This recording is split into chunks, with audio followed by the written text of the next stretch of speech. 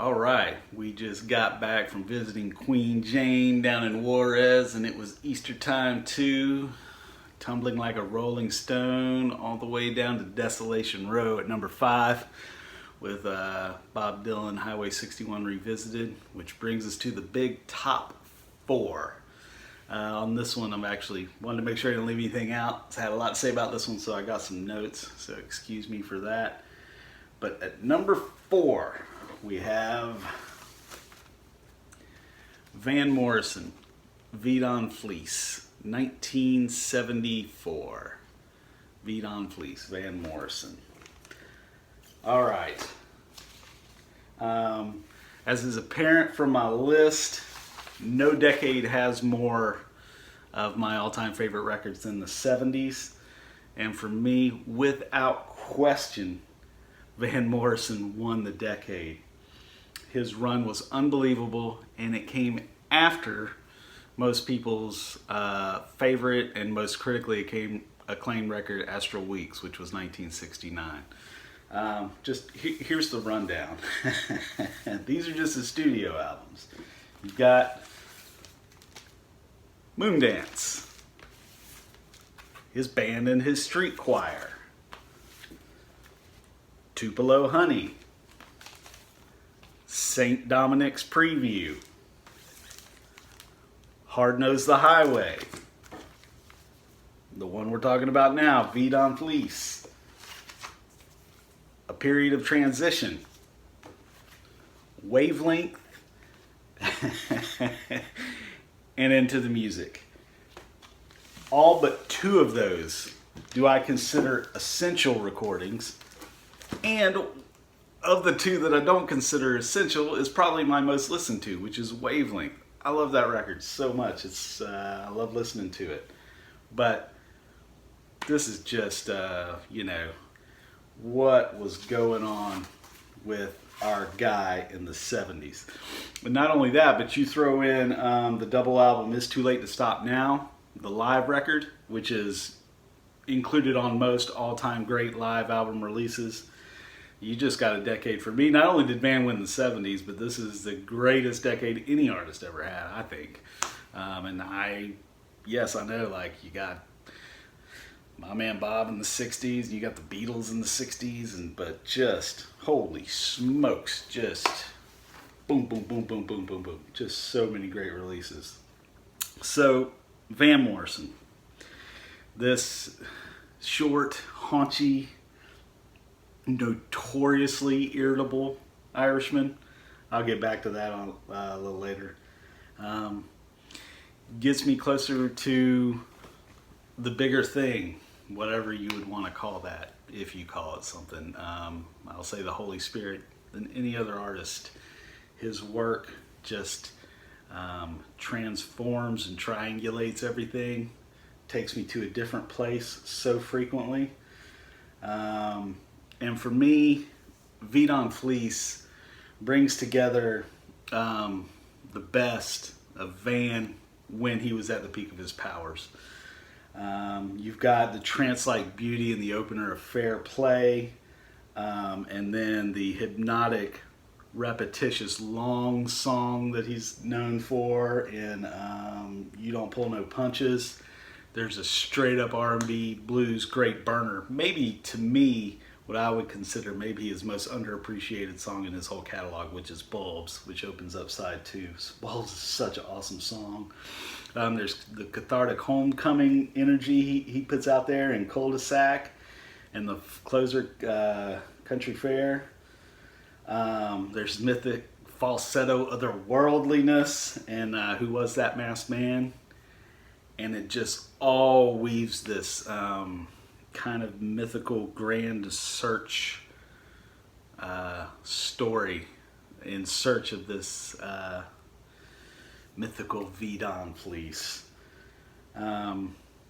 Yes, it's a gorgeous record, and no one else could do anything like this. Timothy and Elizabeth Bracey, who together formed the band The Paranoid Style. I don't know anything about them, but they did an awesome ranking of Van's albums on Stereo Gum. I'll include that link below. they said of Vide on Fleece that it's Astral Week's older, wiser cousin, still embroidering deep Celtic mystery over the anxiety of modern life, but more mature, more lived in, and ultimately sadder and more affecting. For all of Morrison's copycats, no artist could ever replicate this music of idiosyncratic transcendence. Yeah, what they said. Their Van ranking is great. It's real reverent of Van. And they even say, hey, some of the recent releases we don't have ranked very high, but it's probably because we haven't caught up with it yet. And Van's ahead of us as he usually is.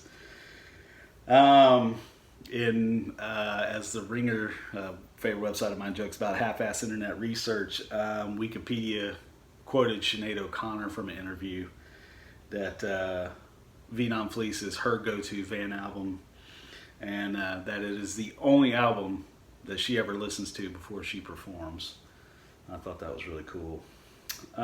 So the weird, awkward elephant that is in the room of Van is his current preoccupation with masks and COVID and government conspiracies and the like. I've always been really fascinated by, there seems to be two strands, primary strands, veins of Van's catalog, and because he's so consistent, he returns to the same things over and over again in different ways, which to me is hypnotic and which makes it even more great.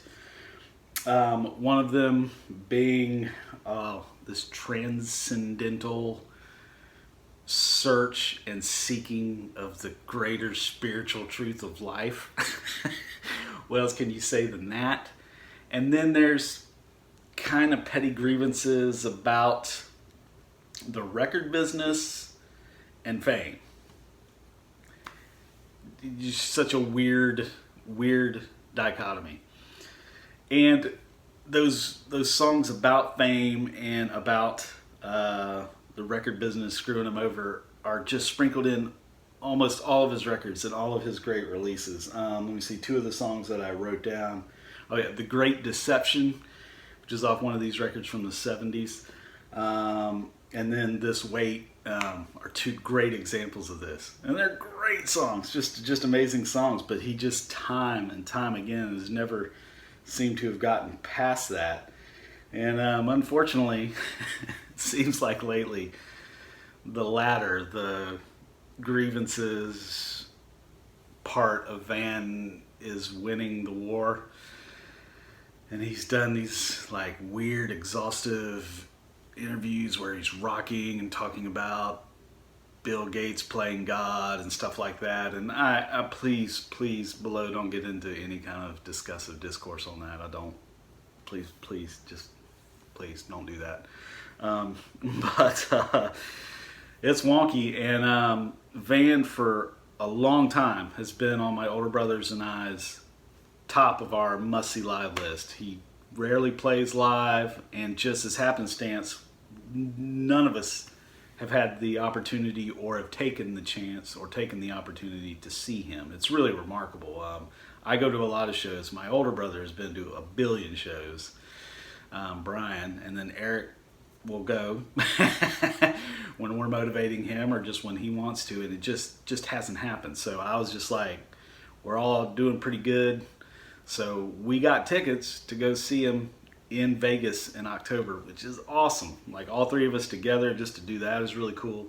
But we're doing that, and man, he just dropped his most recent release, and it has just gone even further out on the deep end with this stuff. And it's just kind of laughing. I think we're all finally going to get to see Van, and it's going to be like an hour and a half of like conspiracy theory stuff. I think it'll still be great, but you know, sometimes all you can do is laugh. That's the way it goes. But yeah, man, Van Morrison, Vide on Fleece, underappreciated, and for me, just the essential Van Morrison album. Okay, we just left Pan America with a suitcase in our hand. tagging along with Lyndon Arden, stealing the highlights by Killarney's lakes that are so blue, and the architecture we were taking in with our mind was so fine, as we hitched a ride with Van Morrison looking for the Mystic Vidon Fleece at number 4. So that takes us to number 3, which is Son Volt Trace, 1995.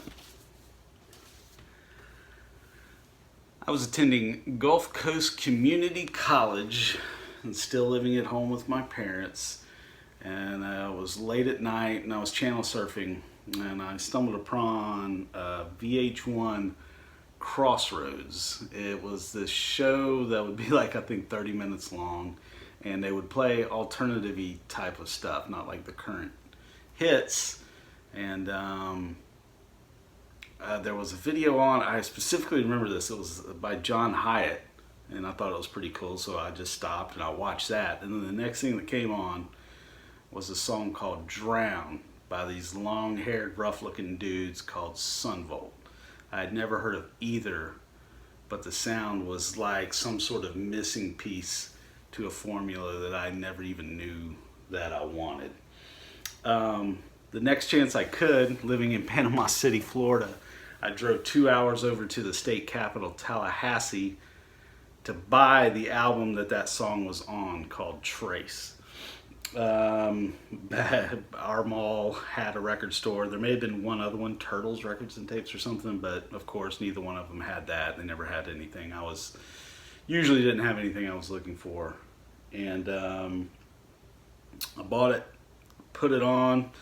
I was heading back down the 2-lane Highway 20 that I've driven a million times to Panama City, and I stopped about halfway through the album and pulled over and just started it from the beginning and listened to the whole thing. Just mesmerized by it. It had a twang and a punch to it, and it was some sort of combination of, like, there seemed to be like a punk energy to it, while also just kind of grounded in an earthy truth that I value so much, having my country music background. And it has stayed with me ever since. It's only really grown in its kind of in its grandeur for me. It's really precious because, like all the other albums on this list, it seems, most of them, well, M Ward was a relatively recent one, but for me, this is like the guys from my time and the album from my time that has like stood the test of time and come out on top. It being 95, that was just a couple of years after I graduated high school. And I mean, most people know the history of Jay Farrar was with Jeff Tweedy, and they were in Uncle Tupelo, and I didn't know anything about them at the time. And I got into Son Volt, and I didn't even discover Uncle Tupelo till years later. I didn't dig that deep, and turns out probably now I would say they were my favorite 90s band. But I didn't know it at the time. So yeah, Son Volt Trace. The lyrics, they have this profoundness to them that is also kind of mysterious, and you can't really, on a lot of it, connect the dots. It's the way Farrar operates as a songwriter. There'll be these couplets that just seem like the most poetic thing you've ever heard, and then you're like, wait, what is he really trying to get across here? And I think that is not easy to do well, and he's also allowed the album to age really well, because you can't ever really like pinpoint it, other than it's just this bigger feeling. By the time the bass and drums fall in on Tear Stained Eye, I'm lost in it. It always has that effect on me, and I just adore it. It's a favorite, obviously, at number 3. So, number 3, Son Volt Trace. We just let the wind take our troubles away, as we were walking down Main Street, getting to know the concrete, looking for a purpose and a neon sign. At number 3 was Son Volt's Trace, which takes us to the top 2. At number 2, Willie Nelson, Red-Headed Stranger, 1975. Red-Headed Stranger was the soundtrack to Saturday night in the O'Dell house growing up. It wasn't just my dad's favorite album. It was like the only album he listened to. And he listened to it all the time. It's interesting to me how some of that stuff stays with you and carries on. I'll always have a soft spot too for like soft country radio from the late 70s and early 80s. Just some bad songs, but I love them all. Quite a bit of that stuff stayed with me, but this is different. It's interesting. This was my understanding of music and what an album's supposed to be, and then I discovered all my own stuff and ventured out, and then it all like came back full circle. It never really left me, but as time went on, I was like, I think my dad was right about this. It's a masterpiece. To me, it's the greatest concept record ever made. I guess if you're really parsing out superlatives, it's the greatest side. Side 1 of Red-Headed Stranger is the best. Telling the story of the crimson-haired preacher who loses his love to another man, rages about it, shoots him dead, and then a search for redemption after that awfulness. It's the only album I think I know every note to. I know it. It's in my DNA. And I'd understand arguments for other Willie records. Texas Monthly, I'll do a link to that, did this incredible, I think it was for Willie's 80th birthday. They did a ranking of every studio album Willie's ever done, which I think at this point on their site now, with his most recent release, it's like over 140, which is just an incredible undertaking, and they really do it justice. It's great.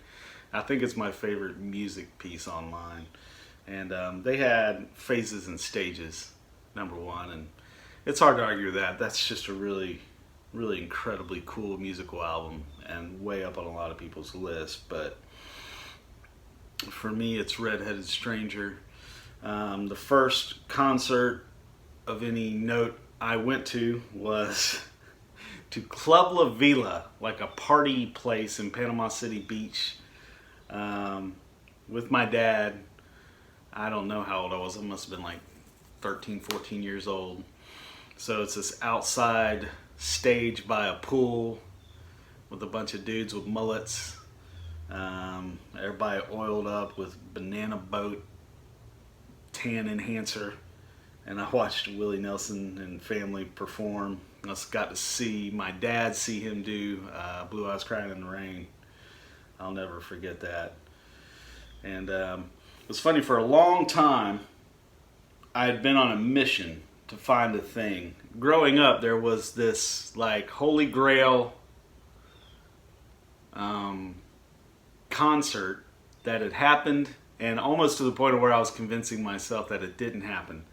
That Willie Nelson had performed Red-Headed Stranger in its entirety on Austin City Limits. Eventually, everything got cataloged as far as shows, and it was verified that he did in fact do that. I think it was the opening of season 2, if I remember right. So they had like the first season, he did the pilot episode real famously. And then there's some time passed, and then they started the second season, and he did this. It didn't exist.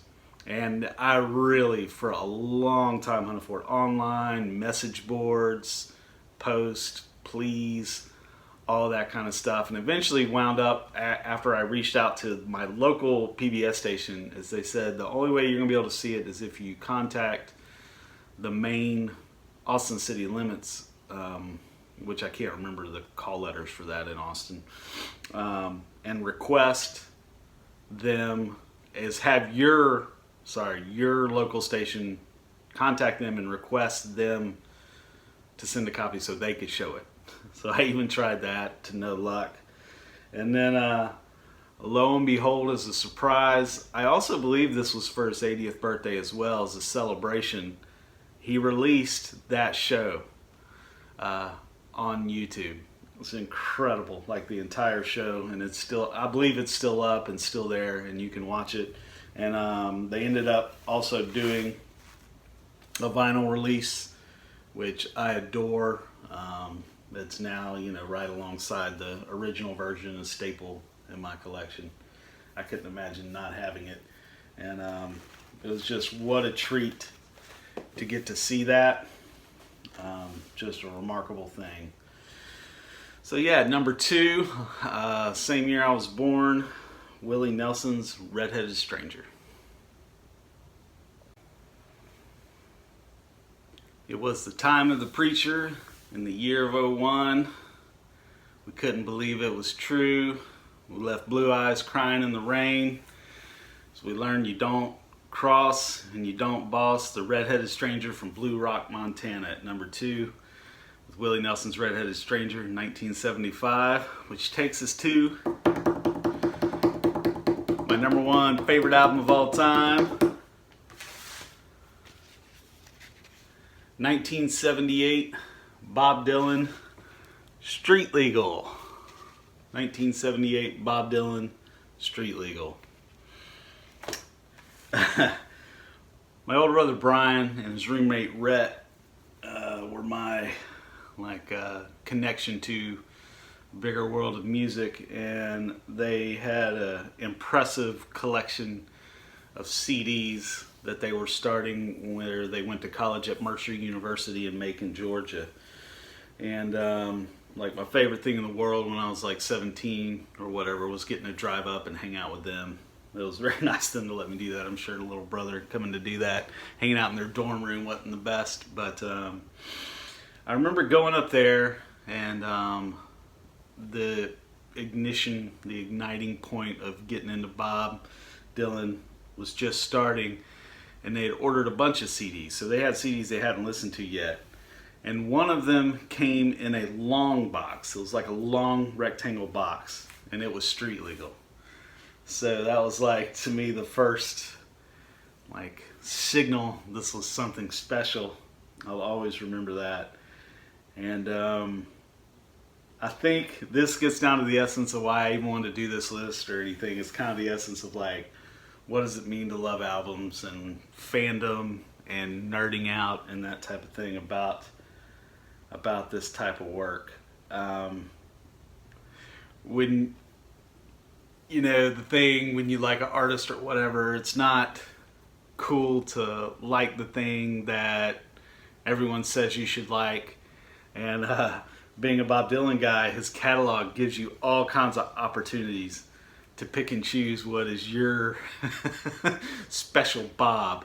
This hat I ordered came from a podcast called Jokermen, and they celebrate Bob Dylan's later recording career, which for them is just after 66, so after his Zenith stuff, which he gets, pigeonholed for, rightfully. It's unbelievable stuff, as I've talked about earlier. But they really get into celebrating all of the later work stuff. And for me, Street Legal is my special Bob record. It's the one I feel like I get to possess the most. When I first moved out of my parents' house, I lived with a real close friend of mine, still is, Ben Preston, and his brother Derek.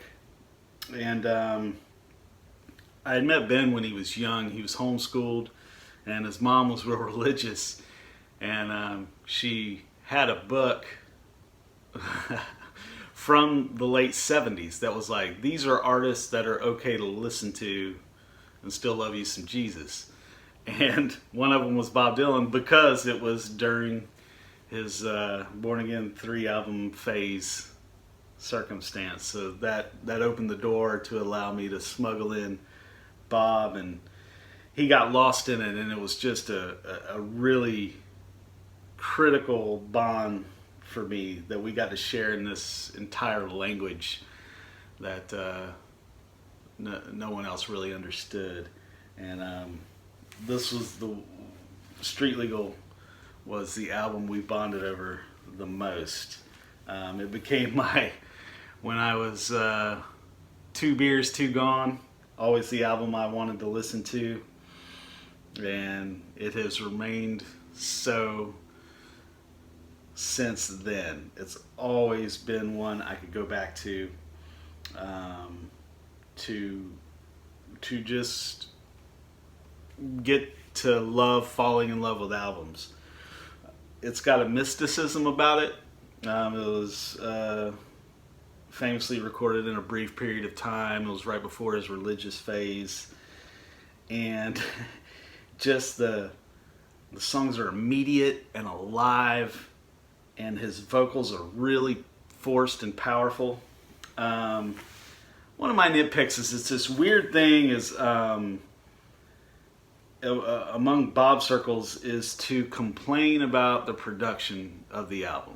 It was produced terribly or whatever. And I'm always like, I don't stop that. Which, I'll probably get a comment down here and like, oh, it was terrible, and like you should get the remastered version and all that. And it's like, I hear you, but that's always pretty offensive to me, because I'm like, that's all I knew was this awfully produced version. That was the most cool, badass thing I'd ever heard forever.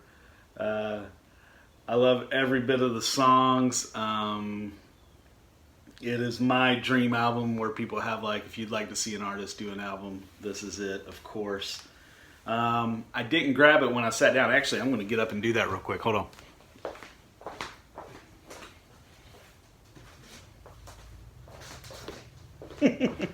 One of my favorite things in my collection. I've been a fan of Robbie Fulks, kind of an alt country songwriter guy for a long time. And this was like kind of worlds meshing. He did a complete cover of Street Legal. Not as really a fan service to the album, but as a fan service just to the mystery of the idea of albums. Being able to pick up one and get lost in it. And, that really hit close to home. And he got all the people he wanted to play on it. It sounded like it was real I'm going to do this one for me. And he released it on vinyl only. And it's called 16. I cannot suggest it highly enough. It's such a cool release. So that one's real high up on my thing. I can't believe an artist I like did a complete full cover of my favorite all-time album. So that wraps up my list. I love records. At number 2, A Redheaded Stranger kind of set the precedent for what I expect of an album, which is, to me, my best stories are a sequence of songs done just right to communicate something. And so I've always been in love with the format. It's always been my favorite artistic statement, and always will be. And I'm just grateful for all the records on my list. So, thanks for tuning in, and see you down the road.